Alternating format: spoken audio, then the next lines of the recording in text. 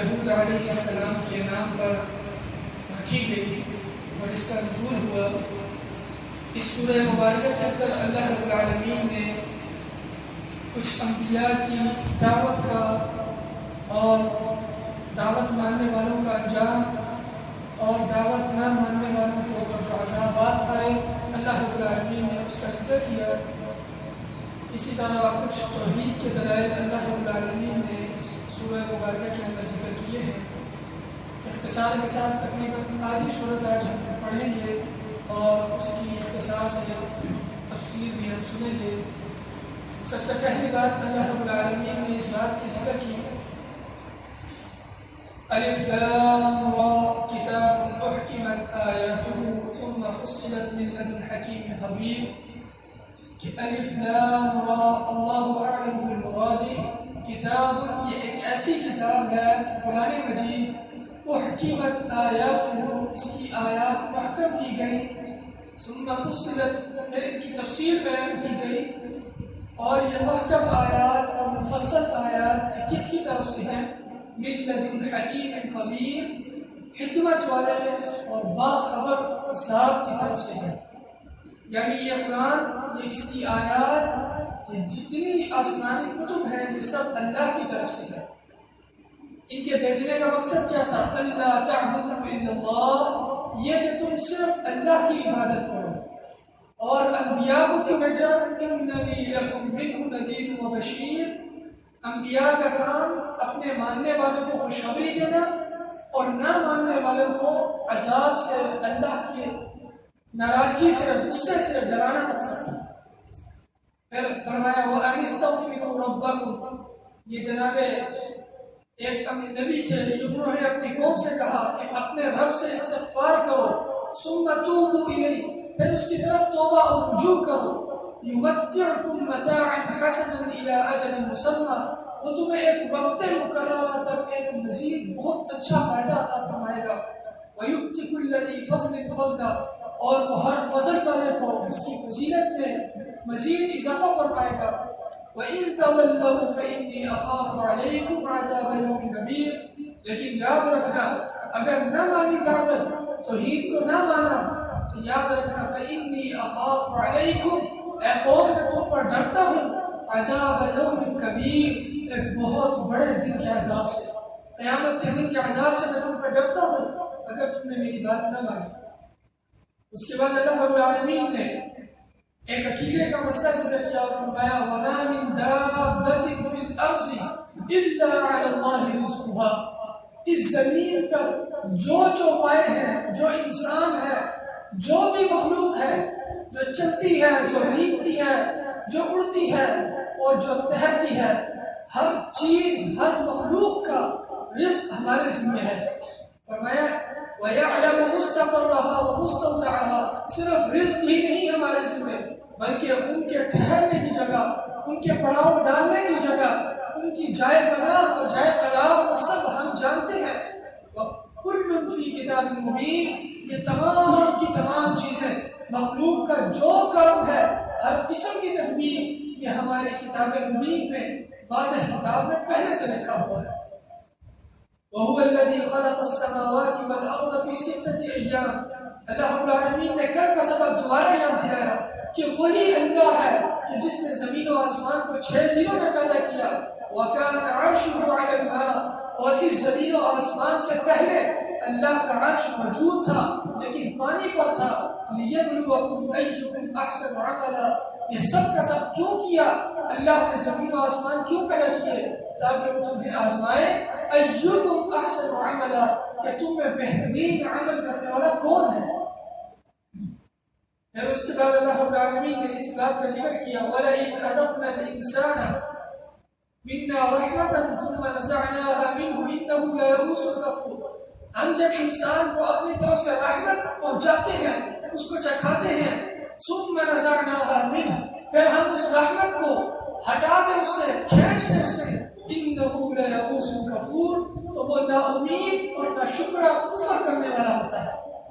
اور پھر دوسری حالت یہ بتائی کہ کچھ انسان ایسے ہوتے ہیں وَلَئِنْ أَذَقْنَاهُمْ نَعْمَاءَ بَعْدَ ضَرَّاءَ، اگر ہم ان کے اوپر مشکلات کے بعد، تنگیوں کے بعد نعمتیں برسانا شروع کر دیں.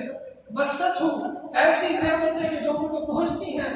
لا یقولن ذهب السیئات عنی، وہ کہیں گے کہ تکلیف ہم سے دور ہو گئی، اور اس کے ساتھ ساتھ وہ اترانے والے اور اپنی اس خوشی کے اوپر فخر کرنے والے ہیں. لیکن تیسری صورت مومنین کی ہے. فرمایا ان الذین صبروا وعملوا الصالحات، سوائے ان لوگوں کے کہ جو اللہ کی طرف سے مشکل پر، ابتلاءات پر، آزمائشوں پر صبر کرتے ہیں، وعملوا الصالحات اور نیک عمل کرتے ہیں، اولئک لهم مغفرۃ واجر کبیر، ان کے لیے اللہ کے ہاں بہت زیادہ مغفرت اور بہت بڑا اجر ہے. اس کے بعد پیغمبر صلی اللہ علیہ وسلم کو اللہ رب العالمین نے مخاطب کیا اور فرمایا فَإِن لَّمْ يَسْتَجِيبُوا لَكُمْ، اگر وہ تمہاری دعوت کو قبول نہیں کرتے، فَاعْلَمُوا، تو جان لو، أَنَّمَا أُنزِلَ بِعِلْمِ اللَّهِ، کہ یہ سب کے سب جو کچھ نازل کیا گیا یہ سب اللہ کے علم سے تھا. ان کا نہ ماننا بھی اللہ کے علم میں، ان کا ماننا بھی اللہ کے علم میں، اور ان کے اوپر جو عذاب آئے گا وہ سب اللہ کے علم میں ہے. وَأَن لَّا إِلَٰهَ إِلَّا هُوَ، اور اللہ کون ہے؟ وہ اللہ ہے کہ جس کے علاوہ اس کائنات میں کوئی معبود برحق نہیں. فَهَلْ أَنتُم مُسْلِمُونَ، کیا تم اسلام قبول کرنے والے ہو؟ اس کے بعد اللہ رب العالمین نے انہی لوگوں کا ذکر کیا. فرمایا کہ ان لوگوں میں سے جو دنیا کی زندگی کا ارادہ کرتے ہیں، جو چاہتے ہیں کہ دنیا کی زندگی ہی ہمیں ملے اور اسی میں ساری آسائشیں، آرام ہمیں مل جائے. فرمایا نُوَفِّي إِلَيْهِمْ أَعْمَالَهُمْ فِيهَا، کہ ہم اس دنیا کے اندر ان کے تمام اعمال کا ان کو بدلہ دے دیں گے. وَهُمْ فِيهَا لَا يُبْخَسُونَ، اور یہی لوگ ایسے ہیں کہ ان کا آخرت میں کوئی ٹھکانہ نہیں مگر صرف اور صرف جہنم ان کا ٹھکانہ ہے. اس کی وجہ یہ کہ انہوں نے جو عمل کیے، ان کی یہ خواہش تھی، ان کا یہ نظریہ تھا کہ اللہ رب العالمین یا جو بھی ہمیں اس چیز کا بدلہ دے وہ دنیا میں ہی مل جائے، آخرت میں ہمیں کچھ نہیں چاہیے. بلکہ دوسرے سپارے کے اندر اللہ رب العالمین نے ذکر کیا تھا کہ ان لوگوں میں سے کفار و منافقین میں کچھ ایسے لوگ ہیں من یقول، جو کہتے ہیں ربنا آتنا فی الدنیا، اے ہمارا رب ہمیں دنیا میں ہی دے دے، جو دینا ہے دنیا میں دے دے، کل کس نے دیکھی ہے. وما لهم فی الآخرۃ من خلاق، اللہ رب العالمین نے فرمایا قیامت کے دن آخرت میں ان کا کوئی حصہ نہیں. اور ایسے بھی لوگ موجود ہیں اس دنیا کے اندر من یقول، جو کہتے ہیں ربنا، اے ہمارا رب آتنا فی الدنیا حسنہ، ہمیں دنیا میں بھی بہتری عطا فرما، حسنہ عطا فرما، نیکی عطا فرما، وفی الآخرۃ حسنہ، آخرت میں بھی عطا فرمانا، وقنا عذاب النار، اور ہمیں جہنم کے عذاب سے بچا کر. اس کے بعد اللہ رب العالمین نے بہت سارے احکامات ذکر کیے انتہائی اختصار کے ساتھ. نوح علیہ السلام کا قصہ ذکر کیا کہ نوح علیہ السلام سے ان کی قوم نے کہا قد جادلتنا فاکثرت جدالنا. جب نبی نوح علیہ السلام توحید کی دعوت دیتے تو وہ کہتے کہ تو ہم سے لڑائی کر رہا ہے. قد جادلتنا، تو ہم سے لڑائی کر رہا ہے. فاکثرت جدالنا، اور خوب لڑائی کر رہا ہے. فأتنا بما تعدنا، وہ چیز لے آ جس کا تو ہم سے وعدہ کرتا ہے. اگر اللہ کا عذاب آنا ہے تو لے آ، نہیں مانتے ہم. ان كنت من الصادقین، اگر تم سچوں میں سے ہے تو اللہ کا وعدہ، اللہ کا عذاب لے گا. اللہ رب العالمین نے فرمایا وَلَا يَنفَعُكُمْ نُصْحِي، بلکہ نوح علیہ السلام نے فرمایا کہ تمہیں میری نصیحت کرنا بالکل بھی فائدہ نہیں دیتی. تمہارے اعمال ایسے، تمہارے نظریے ایسے ہو گئے کہ اگر میں چاہوں بھی تو تمہیں راہ راست کی طرف نہیں لا سکتا، کیونکہ تم نے اللہ کے خلاف اور اس کے دین اور انبیاء کے خلاف تم نے ایک جنگ چھیڑ دی ہے. اور فرمایا وَأُوحِيَ إِلَىٰ نُوحٍ أَنَّهُ لَن يُؤْمِنَ مِن قَوْمِكَ إِلَّا مَنْ قَدْ آمَنَ، آپ کی قوم میں سے صرف اور صرف چند لوگ ایمان لائیں گے، آپ کی قوم سے بہت سارے لوگ ایمان نہیں لائیں گے. فَلَا تَبْتَئِسْ، آپ نا امید نہ ہو ان کے ان اعمال سے جو وہ کرتے ہیں. اور پھر اللہ رب العالمین نے عذاب کا ارادہ کر لیا اور ایسا عذاب دینے کا ارادہ کر لیا کہ اس عذاب کے اندر اس کائنات کی کوئی چیز بھی نہیں بچ سکی، صرف اور صرف وہ چیز، وہ مخلوق بچی کہ جس نے نوح علیہ السلام پر ایمان لایا. اور فرمایا وَاصْنَعِ الْفُلْكَ، آپ کشتی تیار کیجئے ہماری آنکھوں کے سامنے ہمارے بتائے ہوئے طریقے کے مطابق، اور آپ ان لوگوں سے مخاطب نہ ہو ان لوگوں کے بارے میں مجھ سے مخاطب نہ ہو کہ جنہوں نے اس دنیا میں ظلم کر لیا، انہم مغرقون، جنہوں نے ظلم کیا وہ سب کے سب غرق کر دیے جائیں گے۔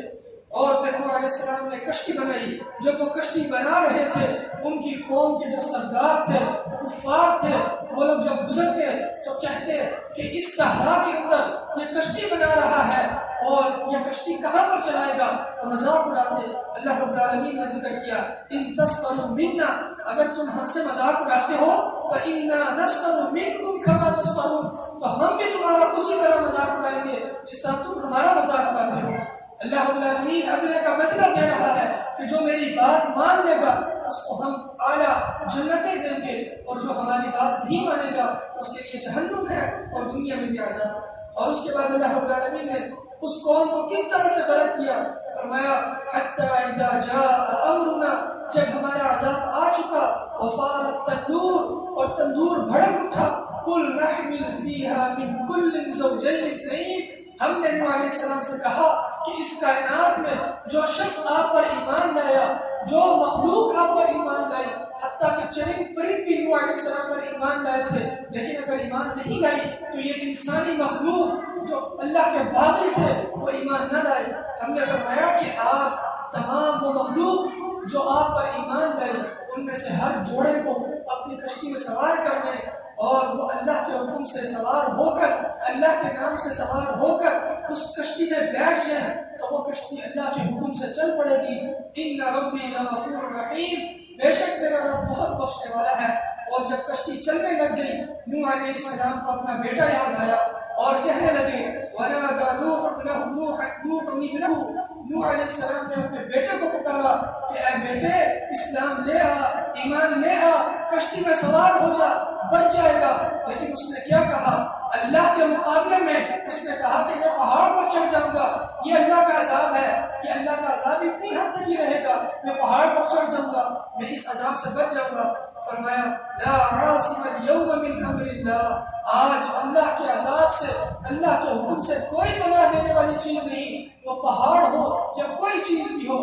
بلکہ ایک حدیث میں آپ صلی اللہ علیہ وسلم نے فرمایا کہ نوح علیہ السلام کی قوم میں ایک ایسی بڑھیا تھی، ایک ایسی عورت تھی کہ جو تندور پر بیٹھی ہوئی تھی، اور جب اللہ کا عذاب آنے لگا تو اس نے کہا، اس کا پاس ہی بیٹا بھی تھا، اس نے کہا میں اپنے گھر کی چھت پر چڑھ جاؤں گی۔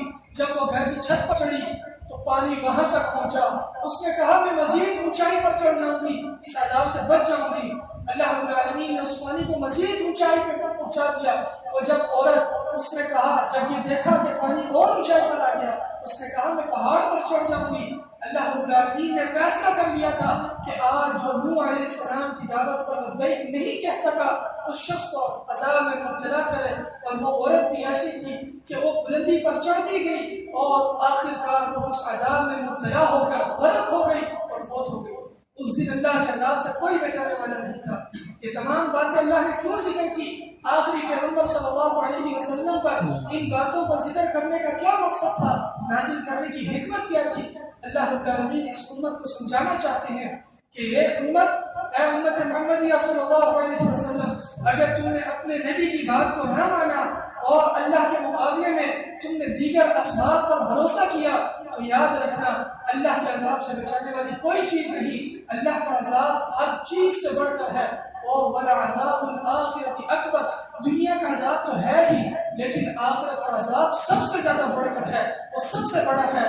اور آخرت کے عذاب میں جو شخص مبتلا ہو گیا تو وہ کبھی بھی عذاب سے چھٹکارا حاصل نہیں کر سکے گا۔ اللہ رب العالمین سے دعا ہے، اللہ رب العالمین ہمارے دن اور رات، ہمارا اٹھنا بیٹھنا، ہماری ہر کام میں اللہ رب العالمین اپنے دین کے مطابق کرنے کی توفیق عطا فرمائے، اور ہم سب کو اخروی عذاب، دنیاوی عذاب اور دائمی عذاب، عارضی عذاب، ہر قسم کے عذاب سے بچا کر رکھے، ان میں ہمیں مبتلا نہ کرے۔ اللہ رب العالمین سے دعا ہے وہ ہمیں دین حنیف پر عمل کرنے کی توفیق عطا فرمائے۔ اقول ما هذا عني والله